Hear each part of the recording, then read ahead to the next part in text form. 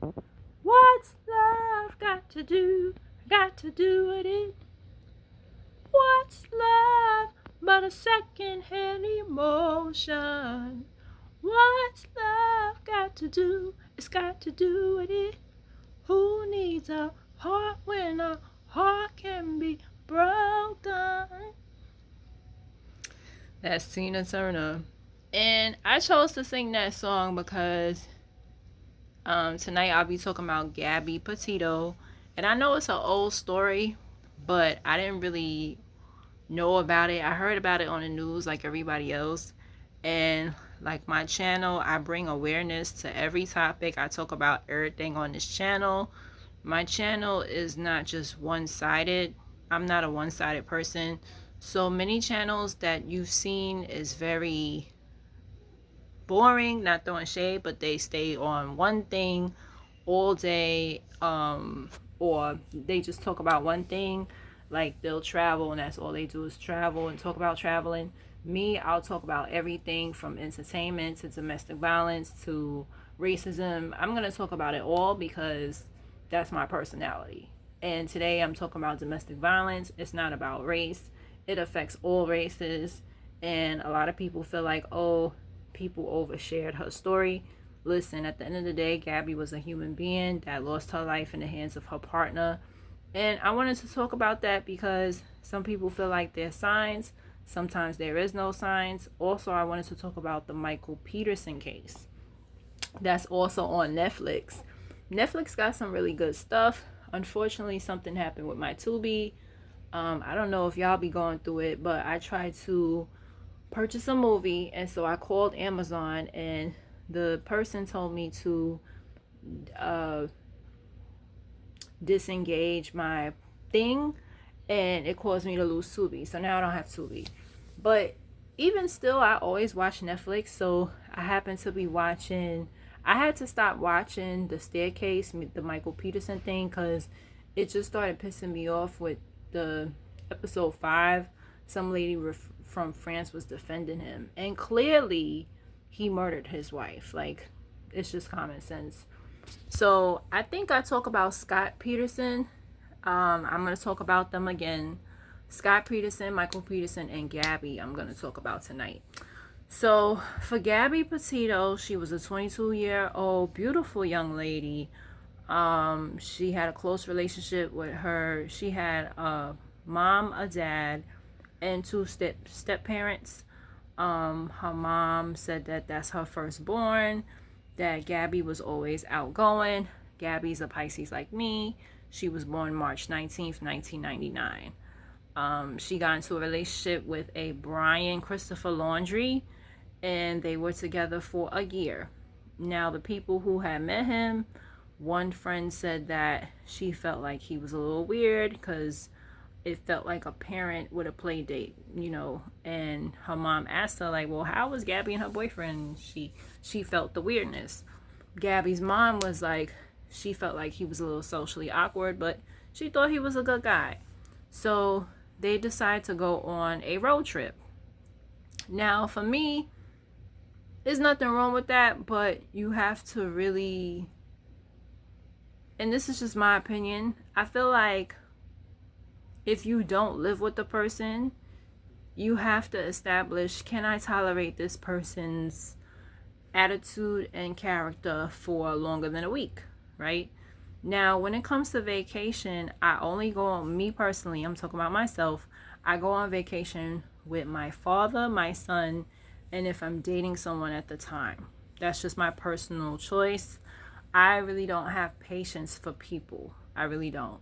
Maybe it's a me thing, but I did have a girls trip, and I remember my former friend, she did have an attitude. She claimed she was on her period, but I was too. I didn't have an attitude. So after that girls trip, it's just like I choose not to go on girls trips, and that's just my personal opinion. So yeah, that's just my opinion. That's just how I am. Several people have asked me before and after to go on trips with them, and I know that their personality will get on my nerves eventually. I had one girl that I barely knew. She actually lives in the next building, and in Brownsville. And so she's nasty. Like, she has an attitude. She's very put down. I don't even talk to her no more. But I remember, like, she'll hit me up from time to time, but she's the type of person, she'll come to your house and start randomly saying mean things, you know. So like if she's having a bad day about something else, she's gonna like put it on you type stuff. And I didn't really know her for long, so she was like, oh, let's go to Mexico, this and that. And I'm like, I got school, and at the time I really did school and work, and I was, you know, as a sub para, you can't take off of work because you won't get paid. The job that I have now, I have PTOs, I have sick days, I could do that. But you know, as a sub para, I know if I did that, you know, and then I was in school, like I wasn't doing that, and I didn't really know her for long. And I've always been like that. Like, if I don't know you for long, I'm not taking no trip with you. Point blank, period. And she wasn't a traveler. So that's another thing. Like, if you're a person who don't travel, I'm not traveling with you. That's just my rule of thumb. And she claimed she had a passport, but I know that she didn't travel. Like, she didn't even go state to state. You know, from what I knew, she doesn't really, like, she never been to AC. She never been to Six Flags. Like, just little basic stuff like that she never did. So she never been to Florida. She never been nowhere. So how are we going to Mexico? It's not going to work out. You're going to get on my nerves, and I just know myself, right? Then I had another friend. We're still friends today, but she parties and drinks a lot. Me traveling with her, that's not going to work out because I'm a person, I'm very well balanced. I want to do everything. I want to party. I want to go on the beach. I want to go, like Beyonce said it. And I'm like, she would be a good travel buddy. Like, Beyonce said it doesn't matter what country she lands on, she's going to look for that museum. And I'm the same way. I want to know the culture. I want to know the food. I want to know everything, right? So some people, they just want to lay on the beach. And you have to be willing to do everything with me because I'm open-minded. That's how I am. So I said all that to say this. Gabby knew this guy for a year, and I don't think they really thought about, damn, we about to be stuck together 24/7. And I think what happened, I'm not please don't come at me about, I do not condone violence, but I think they got on each other's nerves. On the documentary on Netflix, he actually had scars as well. So it's not that they were victim blaming, but she put her hands on him as well. They were hitting each other. And I think what was going on is they was getting on each other's nerves. They've been together for like several weeks at that point, and they didn't realize how intense that is to be with each other 24/7. You know, 24/7. The police got involved. Someone actually saw her get slapped by him. So they called the police, and the police intervened and said, yo, you go to a hotel. They told Brian Christopher Laundrie, they said, you go to a hotel and you're going to go in the van and y'all need to separate for a day. Don't text each other. Don't. And I think that was like a good solution for the time being. But I also wanted to talk to my parents.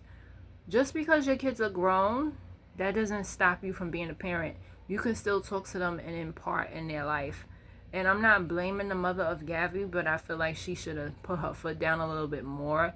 I understand she's married and has other children to tend to, but I can't imagine my child calling me and saying he got into a fight with his significant other. I'm going to be like, yo, you need to come home. I would have did the Sister Peterson with New York. You're coming home with me right now. Like, I would have put my foot down like, so this is what you going to do.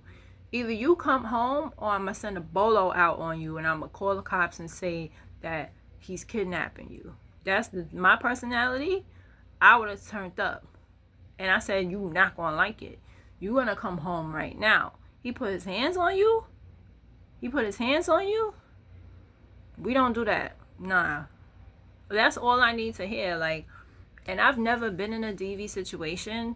But if I was, that nigga is not going to live to talk about it. Like, you know, they say never, but my attitude is so crazy. Like, and whenever somebody tells me about DV, I'm like, oh, you better leave from the first time.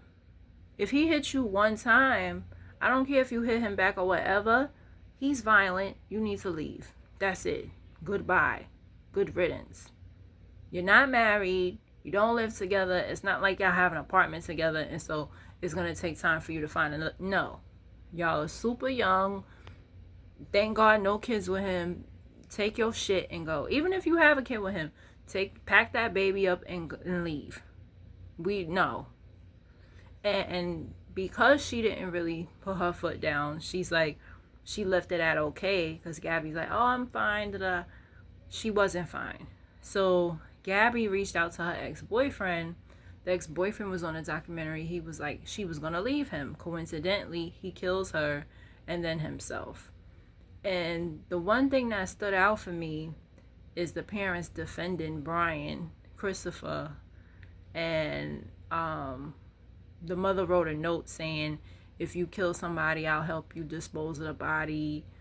Like, what type of mother are you? Like, and some parents are like that. Like, their kid could do something crazy and they gonna defend it.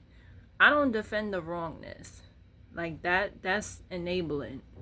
And it's terrible because he knew he was wrong. That's why he committed suicide. You know, he knew he was wrong for killing her. And I think what happened was they got on each other's nerves and he snapped. And it's sad because it didn't have to end that way. And it's scary because I've seen it on social media a few times where I've seen it with black couples, 2 or 3, where it's in this extravagant proposal and then days later the woman ends up murdered. With Gabby, it wasn't extravagant. Like, he proposed to her in the woods with no ring, but it's just scary to know that he proposed and then weeks later he killed her. You know, it's sad. It's really sad. And for her, there were red flags. He was jealous. She had a friend. She's working at Taco Bell, and he was telling the mom, oh, she's working late and this, that, and the third. And I'm okay with that, because if you're in a relationship, you should have a balance. Like, if you're going to be hanging out with your friends 2-3 times a week, you should be with your man more than your friends at an adult age. But he did show signs of jealousy, according to the friend. He would say hurtful things. He would call her names. Like, it started out with calling her names. And I wanted to point that out. Like, calling names. He was very manipulative. He would make her feel like she didn't deserve his love and stuff like that. And she would say things like, oh, I'm so lucky to have him. So obviously he was telling her that, like, oh, you're lucky to have me, this and that. And I just wanted to say that in the video, like, be careful when somebody says that, because that is manipulative, you know. So why are you so lucky? You know, they're lucky too. You're in a relationship together, you know. So yeah, with Gabby, that story, it was a sad ending. You know, when I first heard it, I thought it was a situation of she died in the elements. I don't know why I thought that. She just died in the elements. The animals attacked her and was just a natural cause of death by the elements. Found her dead and he killed himself, like a Romeo and Juliet shit. But no, he actually did murder her. He confessed to it in a notebook, and it's sad. The parents, the mother, the parents was covering up. They lawyered up. You know, the whole situation is very unfortunate, and it's sad. Now, the Michael Peterson story. This one really was crazy because common sense, anybody with any common sense knows that he killed this woman, because ain't no way. So it's called The Staircase on Netflix. Everything I'm talking about is on Netflix. So, you know, this is 16 days away from Christmas, and she actually finds nude pictures of men and confronted him about his homosexuality, and coincidentally she ends up dead after. You know, I personally don't believe in coincidences. I just don't. So I feel like he killed her because the blood that was at the staircase, it was just too much bloodshed for her to hit her head. It's like, yeah, you could bleed, but it's not going to be all that blood. So they saying that she fell was bleeding, started coughing, and that's why the blood splatter was all over the wall, because she started coughing. But what would make her cough, right? I'm not a doctor, but she started coughing because, like they said in the autopsy, she died from blunt force trauma, okay? They were very smart. When they took her to the morgue, they cut her hair, which was smart, so they could see all the laceration and cuts in her head. Someone took an object and beat her head, right? That's how all the blood was all over the place. And she was coughing because she was strangled. That's what killed her. Strangulation and blunt force trauma. Who strangled her? She strangled herself. So there's no way that because the autopsy, that's what it said, that it was asphyxiation, like somebody choked her or strangled her, right? So at the end of episode 4, they show it. They don't think he used the object. They think that she did fall, and then he took that opportunity to finish it off. I don't think she fell at all. I think he pushed her, took the object that they're looking for. The sister-in-law got them wooden things for the fireplace, and that was missing for years. So they was like, oh, he couldn't have used it because it was missing. He still could have used it, whatever. But they think he took her head and kept banging it, which that's another scenario too. But the fact that she had asphyxiation, somebody did that. And then if he didn't kill her, who did, right? There's 9 episodes. There's only 1 season. And it's very well done. But I couldn't keep watching it because the French lady was defending him. Like episode 5, the French lady is defending him. I guess maybe she was in love with him. I don't know. He was supposed to serve a life sentence, but in 2017 there was an overturn because of a technicality in lab results or something like that. Somebody didn't do their job. So now this man is free out of prison. And it's just sad because he got away with murder. It's so many people, just like I talked about Love and Death, she got away with murder. She was able to prove that it was self-defense. Like, what? Like, yo, it's scary. But Michael Peterson, there was no red flags. The sister-in-law said that they had a happy marriage, and that's like the scariest thing. And I wanted to make that with the comparison of Scott Peterson. I don't know if there's any relation, but they have the same last name. Now, Scott Peterson is the man who killed his pregnant wife. That was on Christmas Eve, and they found her body on the shore with the fetus sticking out. So he cut the fetus. It's just so sad what he did to her. But that's another one. No red flags. He never hit her. The only red flags with their relationship is he didn't want kids. So the first time she was pregnant, she had an abortion because he didn't want that baby, which was odd because it's like when you're married, you should be happy your wife is pregnant. But I do believe she had an abortion the first pregnancy or miscarriage, something like that. But he did not want that pregnancy. And then she got pregnant again. And everybody was like, are you sure y'all gonna do this? And she's like, yeah, he's changed. She's more open-minded to having kids now. Like, she's thinking everything is good. All the while, he had a girlfriend. The girlfriend did not know he was married. And he confessed to his girlfriend over the phone that she was gone. Like, he didn't say he murdered her, but it was enough evidence to send a warrant out. They got, and he went to jail and stuff like that. So, those are like 3 things to watch on Netflix. If you're bored, it's really good. It's called Lacey Peterson, Gabby Petito, and The Staircase.